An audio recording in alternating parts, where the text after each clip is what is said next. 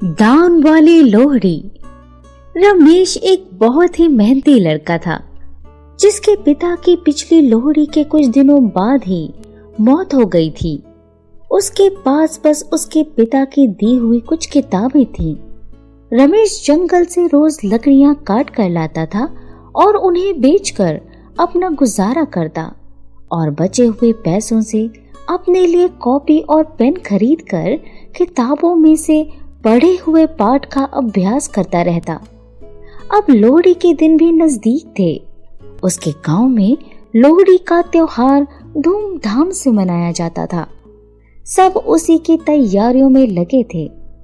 हर लोहड़ी पर उनके गांव में एक साधु आता था। उसे लोहड़ी पर दान देना शुभ माना जाता था, लेकिन उसके दान लेने की एक शर्त थी। वो उसी चीज का दान स्वीकार करता था जो चीज पूरे साल में इकट्ठी की गई हो, जैसे पूरे साल इकट्ठे किए गए पैसे, पूरे साल मेहनत से उगाई गई फसल या पूरे साल काते गए कपड़े। दान चाहे कम हो, लेकिन पूरे साल के हर दिन का योगदान उसमें होना चाहिए। धीरे धीरे तैयारियों में दिन बीते और लोहड़ी का दिन भी आ गया।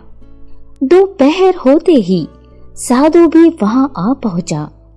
सबने उसे दान देना शुरू किया। लोगों ने बहुत सा सामान पूरे साल में इकट्ठा किया हुआ था। एक एक करके वो सबके पास जाता, उनसे दान लेता और बदले में उन्हें खूब आशीर्वाद देता। सामान में भले ही फर्क हो, लेकिन उसके आशीर्वाद में कोई फर्क नहीं होता। धीरे धीरे सबने उसे दान दे दिया। फिर वो रमेश की ओर बढ़ा और बोला, बेटा, तुम्हारे हाथ खाली हैं, क्या तुम मुझे दान नहीं दोगे? इतने में पीछे से किसी ने उसका मजाक उड़ाते हुए कहा, अरे ये क्या किसी को दान देगा?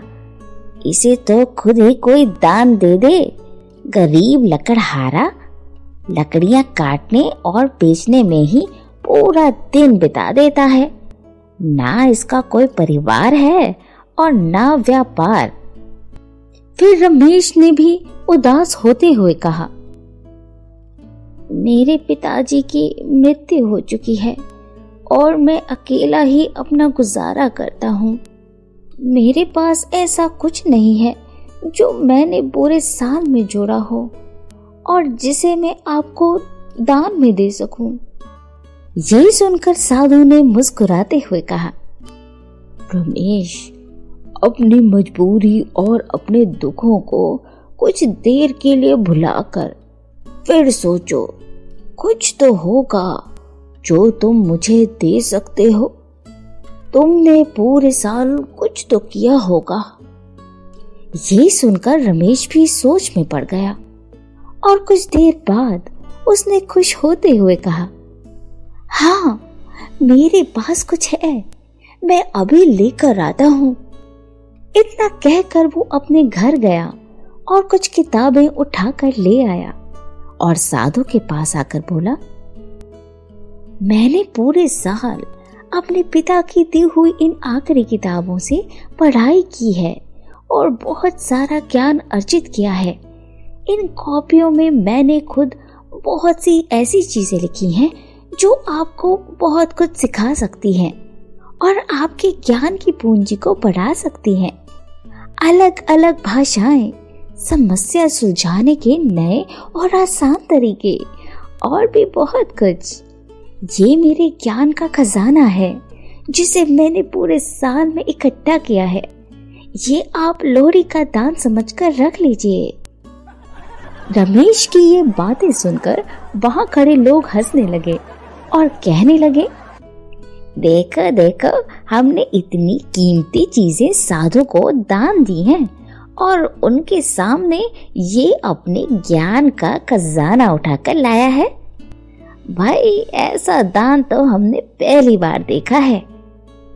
इतने में ही साधु मुस्कुराया और बोला, वाकई ऐसा दान तो मैंने पहली बार देखा है। लोग मुझे जो भी दान करते हैं वो सब कुछ तो साल भर में ही खत्म हो जाता है। मेरे आश्रम के लोगों में भी मैं सारी चीजें बांट नहीं पाता, लेकिन आज जो दान तुमने मुझे दिया है वो कभी खत्म नहीं होगा। मैं इसे जितना चाहूं बांट सकता हूं और ये खजाना बढ़ता ही चला जाएगा। लोग मुझे कीमती चीजें दान देते हैं और फिर दिखावा भी करते हैं, लेकिन तुम्हारे इस अनमोल दान के आगे वो दान कुछ भी नहीं है। ये सुनकर सभी को साधु की बातों का मतलब और रमेश के दान की कीमत समझ आती है और वो लोग अपने किए पर शर्मिंदा होते हैं। दोस्तों, दान तो दान होता है, वो महंगा या सस्ता नहीं होता और वाकई ज्ञान का दान ही सबसे बड़ा दान है, क्योंकि वो कभी खत्म नहीं होता। अगर हो सके तो आप भी समय निकालकर ऐसे लोगों को शिक्षा दें जो उसे अफोर्ड नहीं कर सकते। यकीन मानिए, ये दान आपके जीवन का सबसे बड़ा दान होगा।